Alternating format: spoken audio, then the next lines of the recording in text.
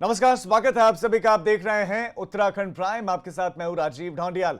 शुरुआत करते हैं उत्तराखंड प्राइम की सबसे पहले सबसे बड़ी खबर बुलेटिन में। उत्तराखंड को जल्द ही नया मुख्य सचिव मिल सकता है, ये बड़ी जानकारी मिल रही है। 31 जुलाई को यानी कि अब से कुछ दिन के बाद रिटायर हो रहे हैं उत्पल कुमार, जो मौजूदा मुख्य सचिव हैं, और उनकी जगह कौन लेगा, इसको लेकर अब अटकलें कयासों का दौर शुरू हो गया है। नाम सामने आ रहे हैं, एक रेस शुरू हो गई है नामों की। कौन उस रेस को जीतेगा ये कुछ दिनों के बाद स्पष्ट होगा, लेकिन 31 जुलाई को उत्पल कुमार रिटायर हो रहे हैं और उनकी जगह नया मुख्य सचिव कौन होगा। ऐसे में बहुत सारे नेम रेस में आगे चल रहे हैं। उत्पल कुमार के सेवा विस्तार की भी चर्चाएं हैं, लेकिन सबसे आगे इस वक्त मुख्य सचिव की रेस में अनूप वधावन है। सबसे पहले उत्पल कुमार के बारे में बात करें तो एक वरिष्ठ है, सबसे बड़ा पद होता है ये ब्यूरोक्रेसी में, और 86 बैच 1986 बैच के ये IAS ऑफिसर हैं। एक लंबा अनुभव उनके पास था, लेकिन अब रिटायर हो रहे हैं। लंबा अनुभव के बाद अभी मुख्य सचिव की जिम्मेदारी संभाल रहे हैं। इससे पहले भी कई महत्वपूर्ण कार्यों को उन्होंने अंजाम दिया। केदारनाथ पुनर्निर्माण काम में अहम भूमिका। आपने अक्सर केदारनाथ में पुनर्निर्माण कार्यों का जायजा लेते हुए इनको देखा होगा। इसके साथ साथ PM मोदी के पसंदीदा अधिकारियों में शामिल है, और यही वजह है कि केदारनाथ पुनर्निर्माण के कार्य चले थे, उसके प्रोजेक्ट को देखे थे। वधावन की बात करें, अनूप वधावन की बात करें, 1985 बैच के वरिष्ठ IAS ऑफिसर हैं। वधावन इस वक्त वाणिज्यिक मंत्रालय में सचिव हैं और ये रेस में सबसे आगे हैं। सबसे आगे यही है रेस में। जून 2021 में वधावन का रिटायरमेंट होना है, यानी कि अब अगले साल इनका रिटायरमेंट होना है। ऐसे में ये सबसे आगे बताया जा रहा है। और इस खबर पर हमारे उत्तराखंड ब्यूरो चीफ अजीत राठी और ज्यादा जानकारियों के साथ जुड़ गए हैं। अजीत, 31 तारीख को जो है रिटायर हो रहे हैं उत्पल कुमार, कौन कौन से नाम इस वक्त चर्चा में आ गए हैं?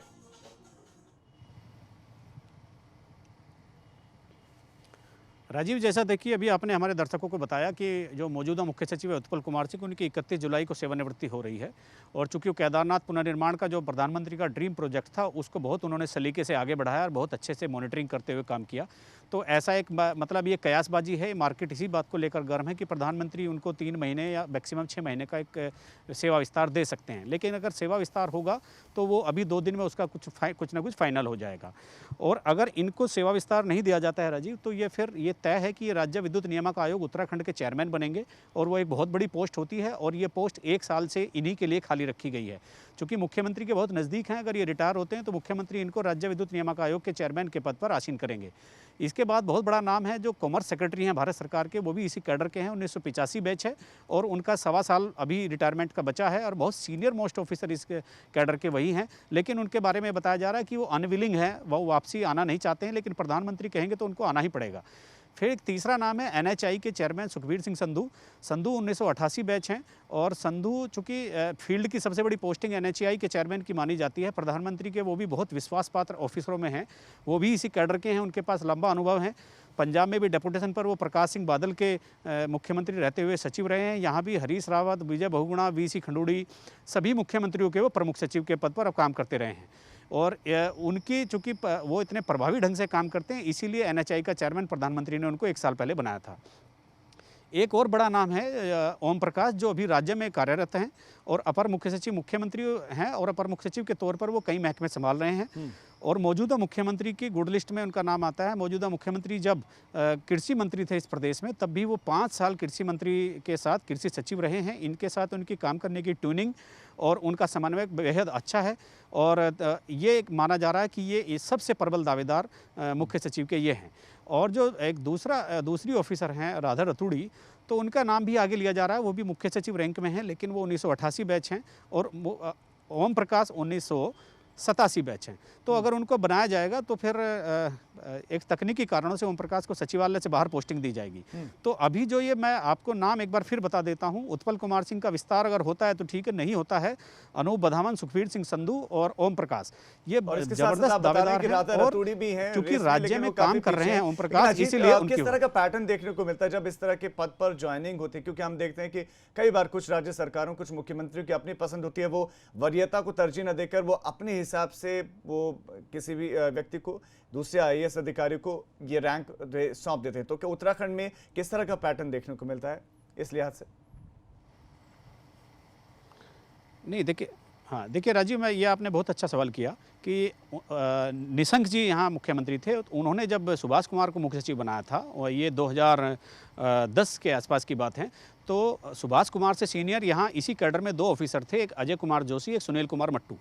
तो दोनों को फिर सचिवालय से बाहर पोस्टिंग देनी पड़ी थी, चूंकि उन दोनों से निशंक की ट्यूनिंग नहीं थी और सुभाष कुमार के साथ उनकी ट्यूनिंग थी। तो जूनियर मोस्ट को, उस बैच में जो भी जूनियर मोस्ट थे सुभाष कुमार, उनको उन्होंने मुख्य सचिव बना दिया था। तो ये पहले भी होता रहा है, लेकिन अब जब से भारतीय जनता पार्टी की गवर्नमेंट केंद्र में है पिछले 6 सालों से, तो जो भाजपा शासित राज्य है, तो उनमें कहीं ना कहीं ये भी देखा गया है कि प्रधानमंत्री का इन्वॉल्वमेंट रहता है मुख्य सचिव की ताजपोशी में। उनके किसकी नियुक्ति होनी है, कौन कैसे कैरेक्टर का है, किसका ट्रैक रिकॉर्ड कैसा है। जैसे अभी आपने 2 साल पहले देखा होगा कि उत्तर प्रदेश में 2-2.5 साल पहले राजीव कुमार को केंद्र से सीधे भेज दिया गया और कहा गया कि चीफ सेक्रेटरी बनेंगे। अजीत, बहुत जल्दी से मैं आपसे ये भी जानना चाहता हूं, क्योंकि उत्तराखंड की ब्यूरोक्रेसी बेलगाम है, ये कहा जाता है, तो क्या ऐसा व्यक्ति हो सकता है जो कंट्रोल में हो सरकार के?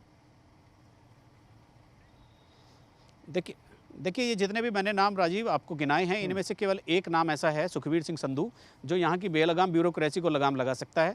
बाकी इनमें से कोई भी नाम ऐसा नहीं जो हंटर चलाकर इस सिस्टम को ठीक कर सके, पटरी से उतरी हुई गाड़ी को पटरी पर ला सके। जैसी बाबूगिरी यहाँ हो रही है, जैसा व्यवहार यहाँ के अधिकारी और कर्मचारी कर रहे हैं, वो केवल सुखबीर सिंह संधू के नाम है, लेकिन उनका आना मुश्किल है। तमाम जानकारी के लिए धन्यवाद। तो बहुत सारे नाम है, जिसमें अनूप बदावन, सुखबीर सिंह संधू, ओम प्रकाश, राधा रतूड़ी हैं। कौन रेस जीतेगा ये कुछ दिन के बाद स्पष्ट हो जाएगा।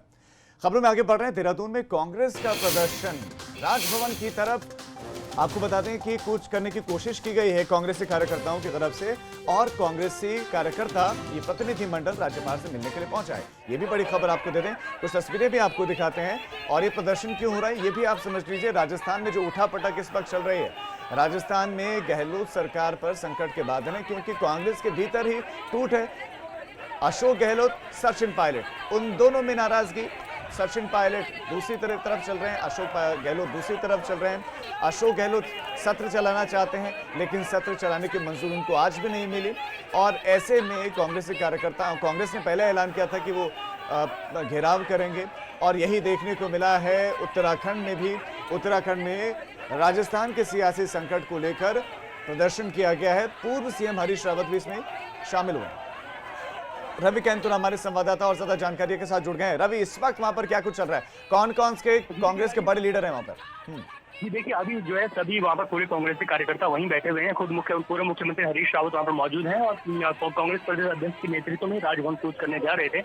लेकिन उससे पहले ही जो है भारी पुलिस बल तैनात किया गया और सभी कांग्रेसी कार्यकर्ताओं को वहाँ पर रोक दिया गया है। जितने भी कांग्रेसी कार्यकर्ता हैं वो सभी वहाँ पर सड़क पर बैठ गए हैं। तो आप देख सकते हैं कि जो राजस्थान का पूरा घटनाक्रम है, तो उसका सीधा असर जो है उत्तराखंड में देखने को मिला है। कांग्रेस मुखर है और उनका सीधा आरोप है कि जहाँ पर भी कांग्रेस की सरकार बहुमत के साथ आई है, बीजेपी उस सरकार को तोड़ने का काम कर रही है। और केंद्र और बीजेपी, ये दोनों ही जो है आपस में मिलकर जो है ऐसी जहाँ पे भी कांग्रेस की गवर्नमेंट है उनको तोड़ने के पीछे पड़ी हुई है। माल खरीद फरोख्त भी चल रहा है, जिसको लेकर आज भी वो राजभवन जाना चाहते थे, राजभवन का घेराव करना चाहते थे, लेकिन पुलिस के द्वारा उनको रोक दिया गया है। क्योंकि लोगों की तस्वीरें भी सामने आई। रवि, क्या कोई ज्ञापन सौंपा जा सकता है प्रतिनिधिमंडल की तरफ से? क्योंकि इतनी बड़ी संख्या में जाना चाहते हैं, संभव इतने लोगों को तो नहीं लेके जाया जाएगा वहां पर, लेकिन क्या कोई जा सकता है, मसलन हरीश रावत या प्रीतम सिंह जैसे कोई नेता राजभवन में जाकर ज्ञापन सौंपे, अपनी बात को रखे? जी देखिए, अभी तो इस तरह की कोई संभावना नहीं है, क्योंकि ये ज्ञापन नहीं था। आज जो कांग्रेस जो एकत्रित हुए हैं उनका घेराव करने का आज पूरा मकसद था राजभवन का, और उसी घेराव से चलते पहले ही जो हाथी बड़कला एक जगह है वहाँ पर सबको रोक दिया गया है। और तो अभी तो संभव नहीं है कि वहाँ से कोई राजभवन जा सकेंगे, मुलाकात हो सकेगी। इसी वजह से पुलिस वहाँ पर तैनात है और पूरी तरह को बंद कर दिया गया और सभी लोग कांग्रेसी जो फिलहाल अभी वहीं पर मौजूद है। ठीक है रवि, नजर बनाए रखें, खबर बढ़ी, हम आपसे अपडेट आगे भी लेते रहेंगे। फिलहाल आपका तमाम जानकारी के लिए धन्यवाद। तो हरीश रावत, प्रीतम सिंह, ये सभी कांग्रेसी नेता मौजूद हैं। प्रदर्शन इस वक्त चल रहा है, राजभवन कूच करने की कोशिश, लेकिन राजभवन जाने से रोक दिया गया है।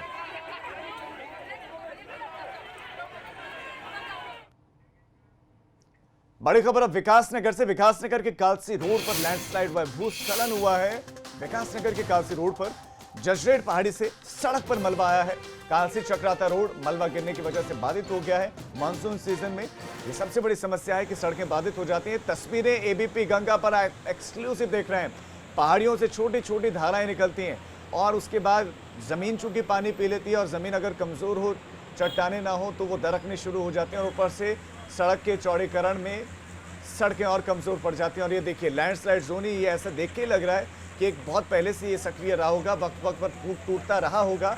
और एक बार फिर से मानसून सीजन में पहाड़ी टूट कर नीचे गिरी है और मशीनें भी वहां पर दिख रही हैं, क्रेन्स वहां पर दिख रहे हैं, जेसीबी वहां पर दिख रहे हैं जो मलबे को हटाने का काम करे। दूसरी तरफ लोगों की मौजूदगी आप देखिए, आप अंदाजा लगा सकते हैं कि लोग खड़े होकर इंतजार कर रहे हैं। विकास नगर के कालसी रोड की ये तस्वीरें, लैंडस्लाइड जोन की ये तस्वीरें आप देख रहे हैं। कालसी चक्राता रोड इस वक्त बाधित हो गया है, मार्ग बाधित हो गया है। संवाददाता विक्रम और ज्यादा जानकारियों के साथ जुड़ गए हैं। विक्रम, तस्वीरें हमने दर्शकों को दिखा दी हैं, लेकिन सवाल ये क्या मार्ग खुल पाया अभी तक या नहीं? तो देखिए राजीव, मार्ग अभी नहीं खुल पाया है और ये जो है सुबह से ही लंबी लंबी कतारें लगी हुई है इस मार्ग पे। लाइफ लाइन है ये चक्रोता विकास नगर की। यहाँ पर हर साल बड़े उसमें रहते हैं, बड़ी मात्रा में ऊपर से लैंडस्लाइडिंग होती रहती है। तो ये यहाँ हालांकि प्रशासन 2 जेसीबी हमेशा रखता है ताकि कोई दिक्कत ना हो, लेकिन लैंडस्लाइडिंग ही इतना हो गया है कि अभी तक मार्ग नहीं खुल पाया है। जी विक्रम, आपका तमाम जानकारी के लिए धन्यवाद। तो लैंडस्लाइड की वजह से मार्ग अभी भी बाधित है। मार्ग को खोलने के प्रयास जारी हैं, कोशिशें जारी हैं, लेकिन लगातार मलबा गिर रहा है।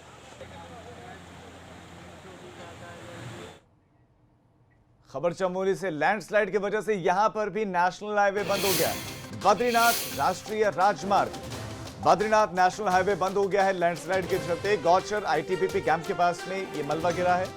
नेशनल हाईवे विभाग, आपको बता दें कि नेशनल हाईवे जो विभाग है वो हाईवे को खोलने में जुटा हुआ है।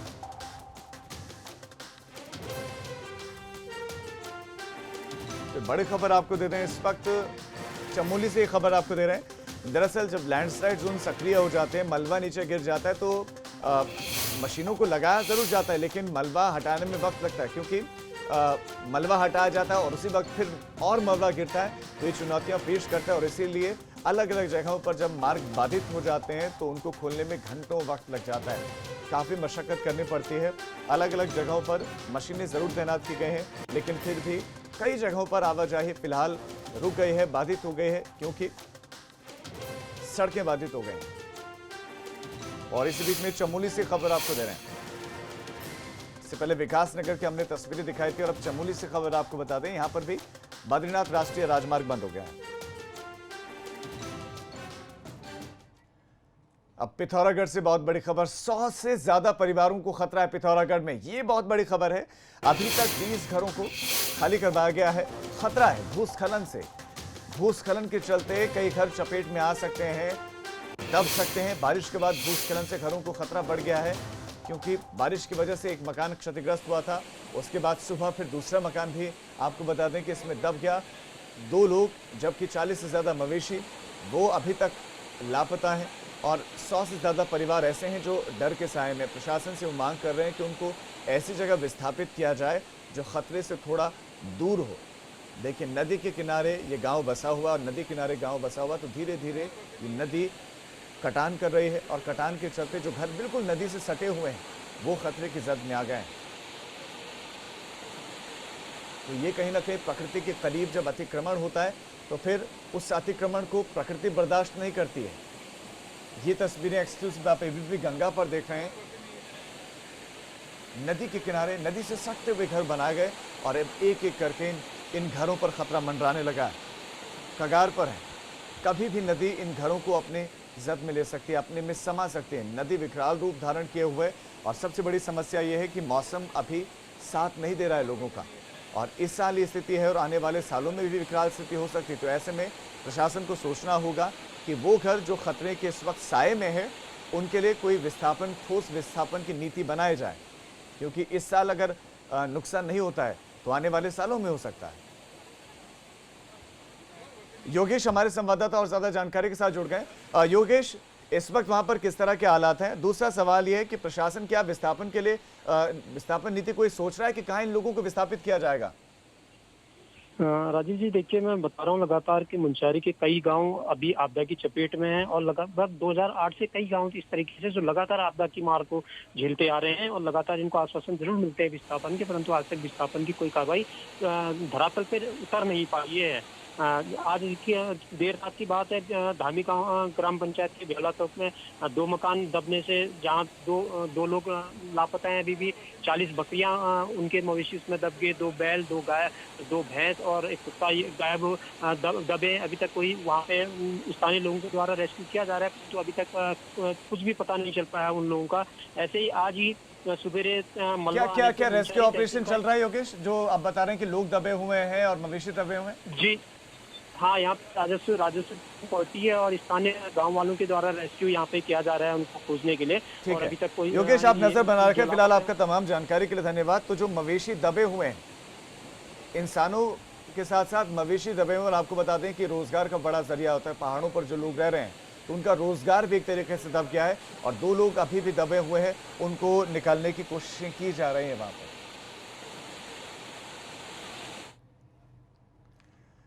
मसूरी में हैप्पी वैली एकेडमी के पास एक पेड़ टूटकर गिर गया, जिसकी वजह से बिजली और टेलीफोन की लाइनें उनको नुकसान हुआ है। फायर सर्विस की गाड़ी ने पेड़ को काटकर हटाया और पेड़ गिरने से विद्युत और टेलीफोन लाइनें बुरी तरह से क्षतिग्रस्त हुई हैं, और इसकी वजह से जो बिजली व्यवस्था है उस पर सीधा सीधा असर पड़ा है, क्योंकि टेलीफोन लाइनों पर भी असर पड़ा है और बिजली बाधित हुई है कुछ इलाकों की। रात को गिरा शायद ये पेड़, और ये इसमें उस टाइम आवागमन नहीं था, इसलिए जान माल का खतरा नहीं हुआ। मगर यहाँ पे जो हाइड्रेशन लाइन है उस पर वो पेड़ गिरा है, और हमारी फायर सर्विस पूरे उसमें रेस्क्यू कर रही है उसे, और पेड़ को काट के अलग कर रही है। हल्द्वानी में भारी बारिश की वजह से नदियां उफान पर हैं। नदियों का जलस्तर बढ़ रहा है। वहीं मौसम विभाग ने कुमाऊं के 4 जिलों के लिए बारिश का रेड अलर्ट जारी किया है। रेड अलर्ट है ये। हालांकि नैनीताल जिले में हुई मूसलाधार बारिश की वजह से अभी किसी प्रकार के कोई नुकसान की खबर तो नहीं है, लेकिन भारी बारिश और भूस्खलन की आशंका को देखते हुए प्रशासन ने सभी कर्मचारियों की छुट्टियां 15 सितंबर तक के लिए रद्द कर दी हैं। तहसील हल्द्वानी और तहसील लाल कुआं, 2 तहसीलें हमारे पास। लाल कुआं में हमने बाढ़ चौकी बना दिया है। तहसील हल्द्वानी में 4 बाढ़ चौकियां वो भी निर्मित कर दी गई। एक तहसील में है, एक भाखड़ा के पास है, एक जो है आपकी इधर प्रेमपुर लोसगियानी में है, एक जो हमारा नाला उफान पर आता है वहाँ पर, उसके लिए भी एक चौकी बना दी गई। 4 चौकियाँ सक्रिय कर दी गई हैं। तहसील में वायरलेस सेट लगा दिया गया है। मध्य प्रदेश के राज्यपाल दिवंगत लालजी टंडन की अस्थियां हरिद्वार में गंगा में प्रवाहित की गई। लालजी टंडन के पुत्र ने पूरे विधि विधान के साथ अपने पिता की अस्थियां विसर्जित की। अस्थि प्रवाह राज्यपाल बेबी रानी मौर्य समेत संत समाज और परिवार के लोग इस दरमियान मौजूद रहे।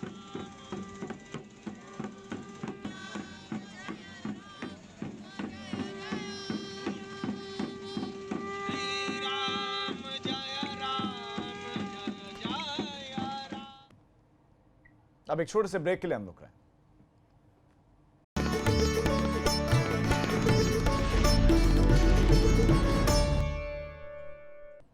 ब्रेक के बाद आप सभी का स्वागत है। पिथौरागढ़ की मुनस्यारी तहसील के बांसबगड़ कस्बे के बेगार नदी ने तबाही मचाई है।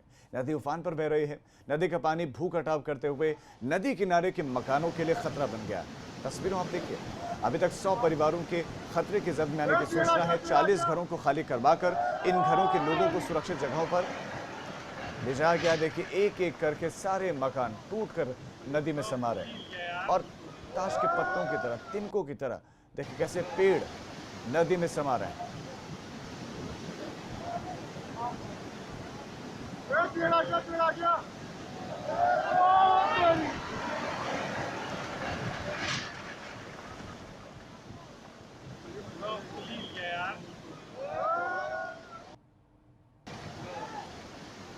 तो ये एक्सक्लूसिव तस्वीरें आप एबीपी गंगा पर देख रहे हैं, और ये अक्सर नदियां शांत होती हैं, बहुत खूबसूरत लगती हैं, लेकिन जब ये विकराल रूप धारण करती हैं तो ये चीखती हैं, चिल्लाती हैं, और फिर उसके बाद देखिए जो मानव प्रकृति के साथ करता है वो बर्दाश्त नहीं करता। देखिए जो घर बनाए गए थे, जो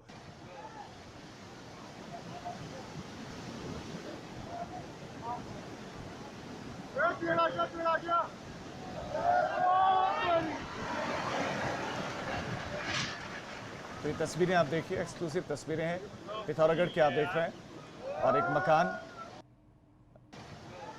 नदी में जा समा है, और पेड़ भी देखिए। ये तस्वीरें आप देखिए, नदी का जलस्तर बढ़ा है, और उसके बाद जो उसके सटे हुए घर बने हुए हैं वो एक एक कर नदी में समा रहे हैं।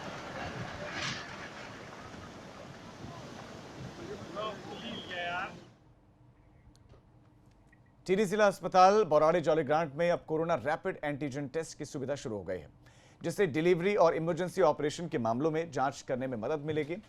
जॉलीग्रांट अस्पताल प्रबंधन का कहना है कि उन्हें 25 से 30 रैपिड एंटीजन टेस्ट की किट मिल चुकी है, जिससे दूर दराज से रात में आने वाले डिलीवरी और अन्य एक्सीडेंटल केसेस में कोरोना संक्रमण को रोकने में मदद मिलेगी। इस टेस्ट की रिपोर्ट 15 से 20 मिनट में मिल जाएगी।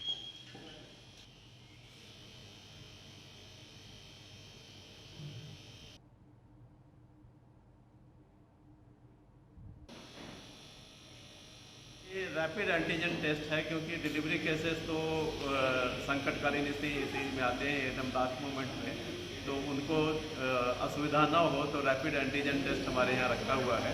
तो ये हाल में ही 2-3 दिन पहले आया है, तो हम लोग उसी टाइम में और लैब सर्विसेज चूँकि हमारे यहाँ 24 घंटे चलती रहती है, तो ये हम लोग ऑपरेशन थिएटर में भेजने से पहले ये टेस्ट कर लेते हैं। रुड़की में ईद उल अजहा को लेकर पुलिस प्रशासन ने कमर कस लिया। पुलिस ने कोरोना संक्रमण को रोकने के लिए मुस्लिम समुदाय के लोगों के साथ बैठक की, जिसमें उन्हें बताया गया कि महामारी में ईदगाह और मस्जिदों में सामूहिक नमाज अता नहीं की जाएगी। बड़ी संख्या में लोगों के जुटने से कोरोना संक्रमण का खतरा बढ़ेगा। साथ ही अधिकारियों को भी ये निर्देशित किया गया है कि कोई भी सोशल डिस्टेंसिंग का उल्लंघन न करें। ईदगाह और मस्जिदों में सामूहिक रूप से नमाज अदा करने को निषेधित किया गया है। साथ ही घरों में अपने नमाज अदा करें, वो भी सोशल डिस्टेंसिंग को फॉलो करते हुए। संबंध में कहीं पर भी बकरा मार्केट या मंडी लगने की इजाज़त नहीं दी जाएगी। भाई बहन का त्योहार रक्षाबंधन आने वाला है। अगर आप भी रक्षाबंधन की तैयारियों में जुटे हुए हैं तो ये खबर आपके लिए है। बाजार में मिलने वाली सामान्य राखियां अक्सर कुछ दिन कलाई में बंधे रहने के बाद खराब होने लगती हैं, लेकिन अब एक ऐसी राखी तैयार की गई है जो पूरी तरह से इको फ्रेंडली है, जिसे किसी भी सामान्य पौधे के तौर पर बगीचे में बोया जा सकता है। हम बात कर रहे हैं सीड राखी की, जिसे अनुकृति की सामाजिक संस्था से जुड़ी हुई महिलाओं ने बड़ी मेहनत से तैयार किया है। सीड राखी तैयार करने का मुख्य उद्देश्य पर्यावरण संरक्षण है। मुझे लगता है कि ये एक ज़रूर एक बहुत अच्छा और बहुत नया आइडिया था कि हम रक्षाबंधन को एनवायरनमेंट के कॉन्सेप्ट से जोड़ें। और आज ये इको फ्रेंडली राखी हम जो यहाँ पर बना रहे हैं, अगर आप देखेंगे तो इसमें एक बहुत अच्छा मैसेज भी हमने रक्षाबंधन के लिए लिखा है कि जिस तरीके से एक भाई अपनी बहन की रक्षा करता है, आज हम सबका, सारे भारतीयों का ये एक मैं सोचती हूँ कर्तव्य भी बनता है कि हम उसी तरीके से आज अपने एनवायरनमेंट को प्रोटेक्ट करें। तो उत्तराखंड प्राइम में फिलहाल इतना ही, लेकिन उत्तर प्रदेश और उत्तराखंड की तमाम खबरों के लिए आप देखते रहिए एबीपी गंगा। खबर आपकी, जुबान आपकी।